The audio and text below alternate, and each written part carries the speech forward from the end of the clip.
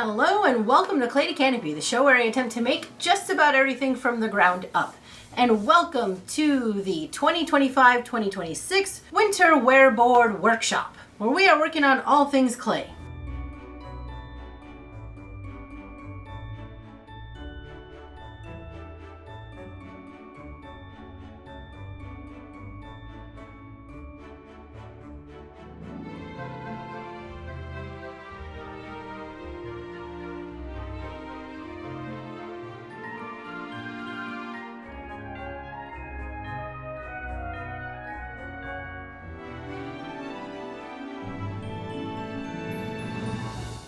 Y'all, in this video, I am going to be showing you how to use the Coil method to make these amazing cookie jars. Look at them. Oh, look at them. Let's do this. There's a little trick I like to do if I don't have an even top. And I usually will take a board or something larger, but since this is a small section, I can use my paddle here. But you can take your paddle and you can just sort of tap it down, or your board. Sometimes you pick up a big ware board and just do this tapping part. And if you tap it straight down, you can get yourself a nice flush top, and then you can trim up any of the extra. If there was a section that was maybe too thick, come in and thin it out. Of course, I have not fully done my blending on this top. I'll do that one more time.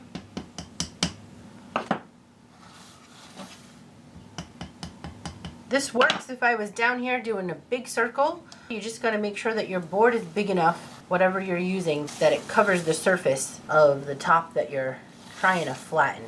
So sometimes your pot or your vessel is going to be a little too wonky for this tapping technique. And what you want to do is you want to sight down under here and take a look at where the gap is. Take your needle tool, eyeball where you see it's touching too much.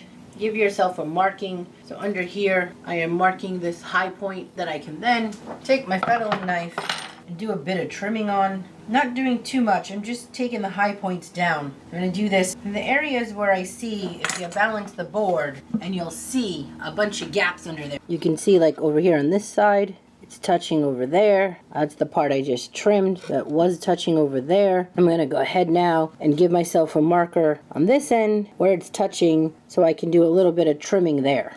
I do this when it's an extreme, when you really have this extreme wonkiness in the top and the tapping method really make a mess of things. If you have a lot of unevenness, this is what you want to do before the tapping part happens. It's going to take off a couple of these high points, and then we can get tapping away. And sometimes you might have to add some clay. If your high point's too uneven, you might have to do some adding of clay. Okay, I'm ready for the tap.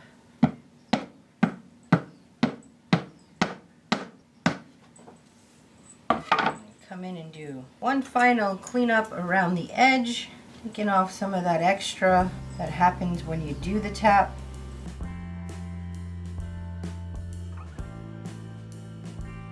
I'm going to go over a very easy way to transfer a design onto your clay piece, any kind of printout. It could even be a drawing that you do by hand in either ink or pencil. So the first thing you're going to do is to take your image, trim it down a bit, but still leave some paper around the area of the design that you want to keep. And then once you do that, you're going to wet the back side of this. I have a very content little kitty laying up against one of the other cookie jars, so I'm going to spray this off to the side here, not to freak her out. You're going to use the water to help sort of map it out where you want it. Now, if you have some big curves and you have this wrinkling action happening, then you can give yourself a little clipping, give yourself some relief cuts up and around, close to the design. A little hard for me to do this backwards. I'm just giving myself some relief cuts. And this is just a little cut into the paper that gets close to my design, but not at the design. What this does is makes it easier to follow the curved shape of my piece. I'm gonna give it one more spritz of water again. The water just helps it cling to your clay. This particular cookie jar is dedicated to the snowball cookie. Those little round white cookies that you dust in powdered sugar. So here you see these relief cuts made it so that I could easily wrap this curve right around my piece. So since this is meant to be a snowball, I thought it would be really funny to have a winter scene of some snowmen having a snowball fight. Now, to transfer this, we're going to use the pricking technique. I'm going to go around, use my needle tool to outline around, pricking around. And you can do this for every line if you want to do it for all the brickwork. In this case, I'll just do it for the outer main parts. If you don't have a needle tool, use a toothpick or a push pin. So I'm just pricking around, outlining the design I want to transfer. I'm going to peel my paper off. You might have some that sticks, and it can be tempting to want to wet down your surface and remove that paper, but you may smudge your puncture marks. You're just going to get off enough to where you can reveal your little prick marks. Okay, now I'm going to connect the dots. I'm going to come in and use my needle tool to connect all the dots I just made. I mean, it can be helpful if you have a complicated design to have an extra copy of it on hand so you can see where the pattern was. Eventually, even if you have leftover paper, you will be able to scrape it off as it dries. You don't want to do that while you're trying to lay out your design. You will want to get off as much of it as you can before it goes into the kiln, particularly if it's an electric kiln. You don't want to put paper in an electric kiln. I recommend trying to find a little bit simplified drawings. I like to just type in things like silhouettes or SVG files. SVG files are what you use in my Glowforge or to print on the Cricut. It's a more simplified image. Now that I have this as a starting point, I can start carving away at my design. To really make this design pop, I'm going to take away, using my loop tool, this space around it, all around this area, so it looks like I applied as an applique. This piece is a separate applique piece, and it's really just a carving. I'm going to come in and remove a little bit of clay all around it, giving it a bit of a relief, and then where it starts meeting the regular pot again, I'm just going to feather that connection. So I'm blending around it to get a subtle blend. It starts to look like you made a separate piece and applied it on it. And the great thing with this is if your coils were really thick, you don't want to go adding big pieces of applique to your piece because you're adding weight, and then also you risk the air bubbles getting set in there. So if you have thick enough coils, you left yourself some decent room to do a lot of this kind of carving. And the more you take away from the background space, the lighter your piece becomes. So I'm going to go ahead and refine these lines using my little tools here. And the tools that you use is really personal preference. If I wanted to use the back end of my fettling knife, I could use that to open it up. I really like using this smaller loop tool. It's a little bit pointier.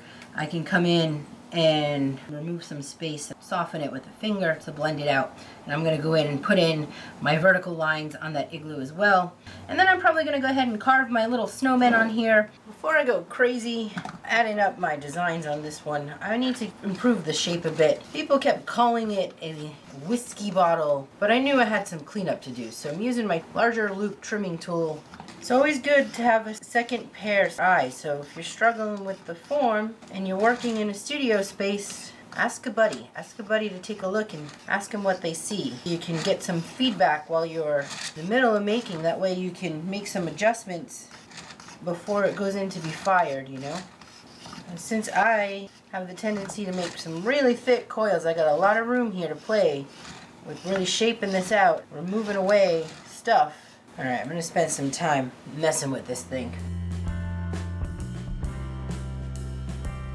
So we're going to be putting in a coil. This is going to be a recessed lid, and in order to get a recessed lid, I'm going to be putting in a coil. You can go ahead and find yourself a ruler to measure a distance line and give yourself a guideline. In this case, I just grabbed a stick and put a little marker line on it so that I could give myself tick lines. You could put a little marker line on the handle of your fettling knife and then use that as your guide all around, maybe every inch or so. And then I went ahead and gave myself some scoring. Hopefully you can see that. There's scoring just under that line. I'm going to now roll a coil. That coil is going to be coming under that score line. I don't need a very big one. I just need enough to what's going to catch my lid. So I'm going to go ahead and do my scoring. And of course, slipping away.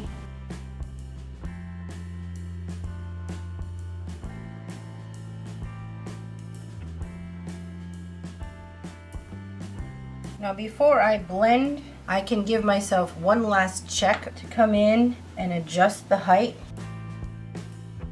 I'm going to give it one good press on here.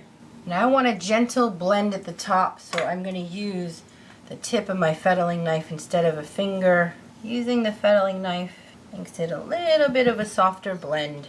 Try my best to get in here at the side and blend that back side down. It's going to be hard for you to see on camera. I am going to use my thumb, press down against the back and get my blend on. And then I'll come back in and clean this up a little bit. So basically I just made a little ledge for the lid to sit on. My vessel has set up for a while, my ovalish looking cookie jar. I'm going to show you how to make the lid that goes into this space. And I have a very easy way to make a template, because you want to wet the rim of the area that you want to make the template on. So I'm going to make a fitted piece that sits inside of here. But in order to do that, I need to figure out what this opening is. So I'm going to wet this rim. And I'm going to use a finger to sort of blend up, get a little bit of some of this clay moving around the rim. Now I'm taking a blank sheet of paper, or whatever paper you need, that's as long as it's big enough to cover your space. And I'm going to press this around my rim. The goal here is to catch an impression of that clay that you just added some water to, so I can see it here, and I want to make sure I get a decent rubbing. And now I can go ahead and cut this out. This inside section is the same interior of this top. So I'm gonna go ahead and cut this out. Mama, I think you love clay as your second best. Your fabric is your favorite and clay is maybe your second favorite. Your brother's clay is his first favorite. But that's because I found your brother in the kiln yard. Okay, so this should now fit. It'll be a nice little template. You can double check it. Give yourself any adjustments that you might want to make. Use a needle tool or the tip of your fettling knife to give yourself a score line. Sometimes I like to cut with my X-Acto knife. Fettling knife does the trick. This slab is like just at the right consistency that matches the bottom base, and you want it to be close, because if you don't have the same consistency, they could shrink differently, and either this could shrink more and fall through your piece, or it not shrink enough and end up cracking because it's too big in the space. The best thing to do is to keep them wrapped at least for a night or two in the same plastic before I cut it. That would be the best thing to do. I'm just doing a bit of final adjusting. You do need to give it a little handle of some sort. This is going to be a very traditional design. I want to put a Christmas tree on one side and a fireplace on the other. Maybe I make it a star, a little star handle. So I'm going to just smooth this out. If you get too much gapping, your piece should be soft enough where you can sort of press at the edges and really sure up that connection. If you're working in porcelain, this is not going to be possible, because porcelain has a memory and it will remember what it was. But this B-Mix, this is no problem at all. Get yourself shored up in there. Every time I go stores, I look in the kitchen supply things and the baking supplies for items I could use in clay. At IKEA, I found these great little cookie cutters that are different snowflakes, but there's a star in here that I think would be the perfect size to act as my handle. I'm going to take some slab.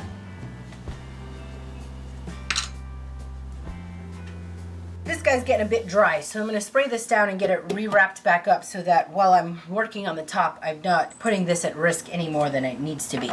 Whatever condition you leave your clay in before it goes into the kiln is how it's coming back out, only it's going to be stone. So if you leave rough edges on your clay, it's going to come out with those rough edges. There's no like fixing it later. You can do sometimes a little bit of sanding, but it's not really recommended. You want to clean up those things before they go in the kiln. So I'm going to use my loop tool just to take away some of those sharp edges on this star. And you could take a finger and go over it with the finger, round over those edges. My lid is going to have those same sharp edges, so you can again either take a finger and smooth over those edges, or use a tool like your loop tool to come in, and I'm just holding it at a slight angle to take off some of that sharp edge.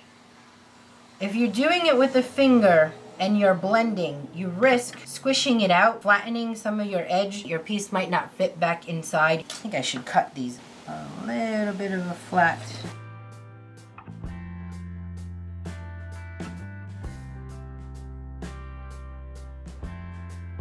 If you're worried about this stuck on there, sometimes I'll take a small amount of fresh clay and roll it into a tiny coil and sort of press it in just to give myself an extra security and blend it into the cracks. All right, so I'm gonna do a tester. Yeah, nice and stable. I don't want to keep moving it around that way, but I just want to make sure I got some decent hold. And this lid is good to go. I'm gonna add it to the base and I'm keeping it wrapped until I'm ready to start doing my designing.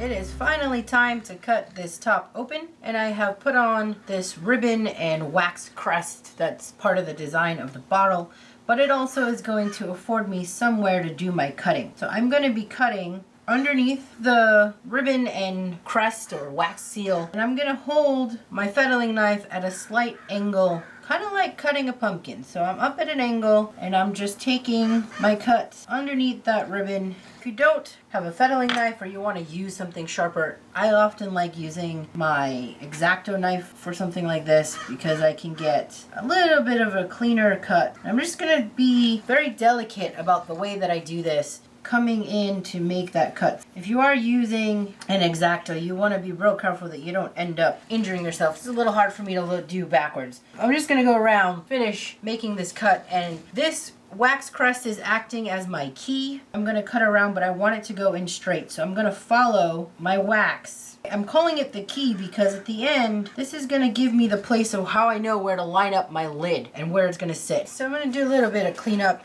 on this top. I don't want to mess with the way this cut was too much, otherwise this is not going to fit. But I think my coil is a little bit on the thicker side here, so I'm going to do a little bit of hollowing out and cleaning up of this rim.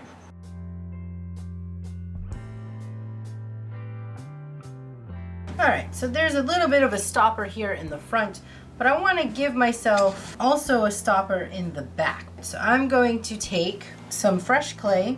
I'm going to make a little block. And then I'm going to clear out some space right here. So I'm going to score and slip. So this little tab is going to be straightish. So I'm going to cut in here just a space for it to kind of lock into. This is not necessary. If you've cut yourself at an angle, you don't really need this, but this is just a little extra protection for the snowball. Ooh, my igloo, my snowballs all around, and my snowmen having their snowball fight. Okay, so for this one, I gotta go ahead and decide on how I want to cut the top. I'm going to do this one very similar to the wine bottle, but instead of doing just a round cut, I think I want to give this one a squiggly swirl type of deal. So I do want to come around my snowman. Just going to do a little bit of planning here. Yeah, I think that'll look good. And I also going to be putting a little snowball on top too. I'm going to go ahead and cut this one open the same way. I'm just going to use my X-Acto knife. I really like the X-Acto knife. Rather than doing the sawing thing, you'd be better off trying to make this cut in one sweep because it'll look better, it'll be cleaner. You really can't do the cleanness of it as easily with a fettling knife as you can with an X-Acto. Come on. There she is. And when I sealed her off, you know, I had to sort of smack some stuff in there, but now that I got it open, I can go ahead and get that cleaned up. It is still at leather consistency, so I can go ahead and do that. Now I can either cover this over, or in a minute I'm going to be putting an extra snowball on top, and so I'll be cutting this open anyway. You know, you don't want to fire anything bigger than the handle of a fettling knife, so the snowball handle that I put on top is going to be hollow, but I'll need somewhere for that air to come out, and the best place to do that would be just to plow in through the bottom. Now this was a much, much thicker coil built vessel, so I can go ahead and hollow the heck out of this thing. A round one. If I want to come in here and do a little bit of cleanup, pay very close attention to my edges. I don't want to come in and jack up, you know, any part of this because that's a perfect fit in there. But I'll do a little bit of cleanup here. This is a great opportunity to do a very small pinch pot. Get myself ball type of shape, and then go ahead and give myself a little pinch pot, a little tiny pinch pot. I'm gonna take another ball of clay and make another pinch pot half. Since this is fresh clay, I don't even have to slip and score. I'm gonna go ahead and blend this together. Now, get myself a decent roll while I have that air chamber in there. I don't want to just go sticking and attaching this on directly onto a piece. This piece is leather hard and this piece is fresh. If I do that, this is going to shrink and crack. I always set this whole thing aside for at least a day, let it all dry under plastic altogether so that it can become the same moisture content before I do the attaching. It has been a day, has set up. This is a giant bomb right now. There's a air bubble in there, it's hollow. It will explode when it hits inside the kiln. So I am going to be attaching this here. I'm gonna cut the bottom. So I think what I'll do is I'll just give myself a little flat by tapping it here. So I have a little nice flat spot that this is gonna attach to. And then I will cut this open. Just cutting a circle so that I'm into that hollow cavity. And then right over where I'm gonna place it, I am also gonna cut a hole. And now I can slip and score and make sure, I just want to make sure that the hole that it's going over lines up with the hole that's there so that air can flow through the ball and into the bottom chamber. And since this lid is not attached, it will be just part of the inside here and steam can very easily get out of it. I'm going to go ahead and score and slip that on. Always remembering to pull some of that clay and blend it. Using my fettling knife, pulling bits of that clay from the top down to blend it. With my fettling knife, since the holes match up, do a little bit of blending in there too where those two meet. Make sure I get a really good connection since I have the opportunity. That hole is exposed. Where are we at? Clean up my mess now. Alrighty, and she's done. Ready for the kiln. This piece I spent some time putting in some texture. It was just a really quick way of going. Use a wire brush, and then for this stucco looking texture on the turret part, I use the tip of my fettling knife to just kind of press in and make these little marks. I want to go ahead and knock out the top part, and this is going to be a lid that is made separately from the piece. I'm gonna go ahead and do the trick of trying to figure out my footprint. Because this is a roof, this lid is gonna actually overhang, and then I'm gonna also be building up some structure on the top of that. Let's start with getting that template.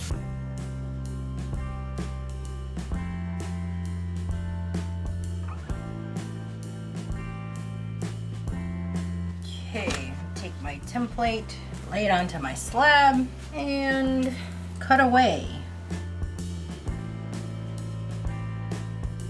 Cut out my shape. I'm gonna lay my paper back on top. The inside edge is the inside negative space of my vessel. And I want to put in a small coil or so that I can place the top on and it doesn't go knocking all over the place. I'm gonna use the pricking method. When I remove my paper, I should have a guideline. So I can go ahead and roll out some fresh coil.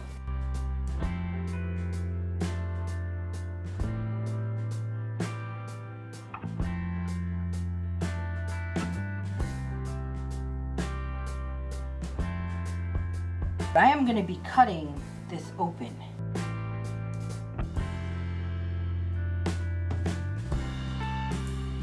Let's do a fit check. I'm going to haul out the base. Remember, this is getting flipped on over. So that coil should fit on the inside. I got a nice overhang, and now I can use these edges to start building my roof. And when I enclose my roof, I will have this negative space that gets me air through the bottom.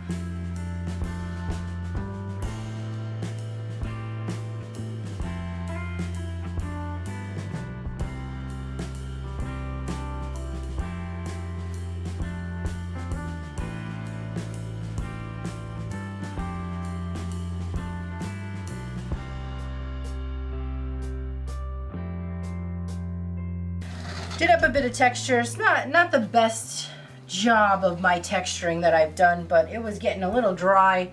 Again, I think I took on a little too much deciding to do 5 at once, but it'll get the job done. And once it's glazed, it'll be great. So here she is. This is my Ode to the Victorian biscuit.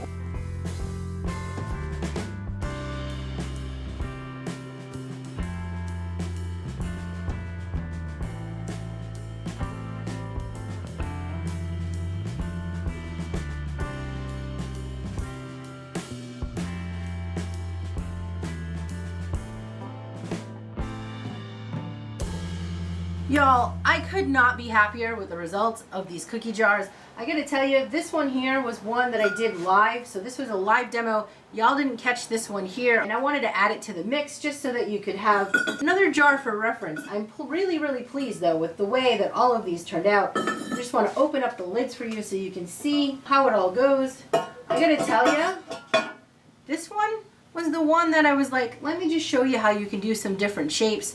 And the way it was going, I kind of felt it was sort of janky. It wasn't my favorite. And then it didn't make it into the first batch of firings that I did. So I had it sitting around, and I spent some time just messing around with painting up the windows with some cats. And I got a stained glass window in there. And after the firing, this thing was brought to life. And it's now, I have to tell you, my favorite one out of the entire batch. If I had known I was going to fall in love with it that much, I might have put a little bit more time into the shaping and whatnot. But, you know, making 5 freaking cookie jars all at one go in the span of about a week and a half was a little crazy. So let me continue lifting the lids for you so you can see just that feel of the lid. And there we have it. So I hope you enjoyed hanging out with me. Please like, share, and subscribe if you have not done so already, and stick around for more ware board fun.